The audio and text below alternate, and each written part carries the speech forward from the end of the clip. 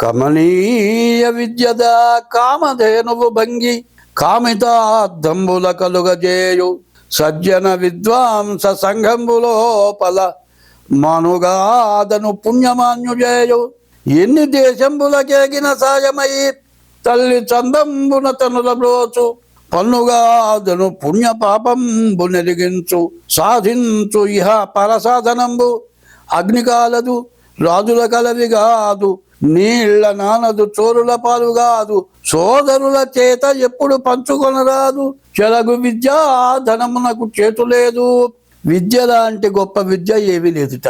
ఈ విద్య ఆస్తి అయితే అన్నదమ్ములు పంచుకుంటారు, ఈ విద్య పంచుకుండేది కాదు. అడవిలో కూర్చున్నా ఊళ్ళో ఎక్కడ తిరిగినా కూడా బతకడానికి మార్గం ఇచ్చేది.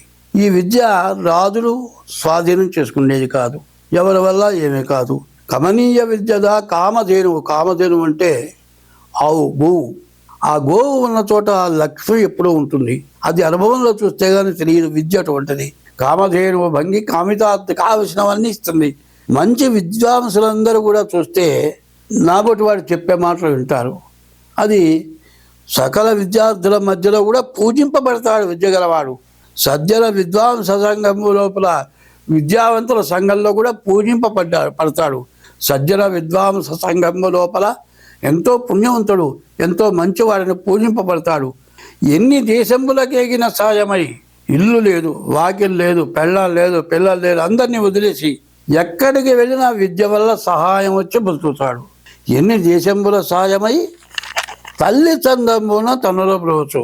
ఎప్పుడు తల్లి పిల్లవాడికి అన్నం పెడుతుంది, అట్లాగే విద్య ఎక్కడికి పోయినా కూడా తిండి దొరుకుతుంది, కావాల్సినవన్నీ ఇస్తుంది. నువ్వు చేసే పని ఇది తప్పు, ఇది పాపం, ఇది చేసే పని పుణ్యం అనే విచక్షణ జ్ఞానం ఇస్తుంది. విద్యని మించినటువంటి ధనం ఇంకొకటి లేదు అని మా నాన్నగారు చెప్పినది ఇది. దీన్నే ఆధారం చేసుకొని ఆయన 18 సంవత్సరాలకు పోతే ఈ 2 పద్యాలని అన్వయం చేసుకొని చదువు అంటే 24 గంటలు దాని మీదే దృష్టి పెట్టుకొని ప్రతిదీ ఏది బాగుందంటే అదల్లా చదివి, దీనివల్ల భగవంతుడి వల్ల ఇవాళ 80 సంవత్సరాలు వచ్చినా నా ఆస్తులు మొత్తం పిల్లలకు మొత్తం రాసేసిన ఈ రోజున కూర్చొని బతకడానికి మార్గం ఏమిచ్చిందంటే విద్య. ఇవాళ విద్య ఉద్యోగానికి పనికి వచ్చే విద్య.